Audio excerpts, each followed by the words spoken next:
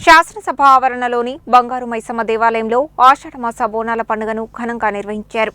వివిధ వేషధారణలతో కళాకారుల ప్రదర్శనలు ఉత్సవాలకు ప్రత్యేక ఆకర్షణగా నిలిచాయి.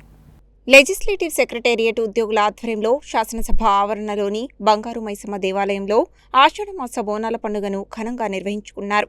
ఈ బోనాల ఉత్సవాలలో శాసనమండలి చైర్మన్ గుత్తా సుఖేందర్ రెడ్డి, శాసన సభాపతి గడ్డం ప్రసాద్ కుమార్, శాసనమండలి డిప్యూటీ చైర్మన్ బండా ప్రకాష్, శాసనసభ్యులు, శాసనమండలి సభ్యులు, council secretary doctor V Narasimhacharyulu, assembly secretary Rendla Tirupati, legislative అధికారులు, సిబ్బంది పాల్గొని అమ్మవారికి ప్రత్యేక పూజలు నిర్వహించారు. ముందుగా లెజిస్లేటివ్ ఉద్యోగులు సంప్రదాయబద్ధంగా బోనాలను సమర్పించగా, పోతరాజుల విన్యాసాలు, డప్పుల వాయిద్యాలు, వివిధ వేషధారణలతో కళాకారుల ప్రదర్శనలు ఉత్సవాలకు ప్రత్యేక ఆకర్షణగా నిలిచాయి. పెద్ద సంఖ్యలో ఉద్యోగులు, అధికారులు ఉత్సవాల్లో పాల్గొని భక్తి శ్రద్ధలతో అమ్మవారిని దర్శించుకున్నారు. శ్రీ బంగారు మైసమ్మ అమ్మవారి ఆలయంలో నిర్వహించిన పూజల్లో పాల్గొన్న ప్రముఖులకు ఆలయ పూజారులు తీర్థప్రసాదాలు అందజేశారు. ఈ సందర్భంగా అందరికీ బోనాల పండుగ శుభాకాంక్షలు తెలియజేస్తూ అమ్మవారి ఆశీస్సులతో రాష్ట్రంలో ప్రజలందరూ సుభిక్షంగా సుఖశాంతులతో జీవించాలని, వర్షాలు సమృద్ధిగా కురిసి పంటలు బాగా పండాలని శాసనమండలి చైర్మన్ గుత్తా సుఖేందర్ రెడ్డి,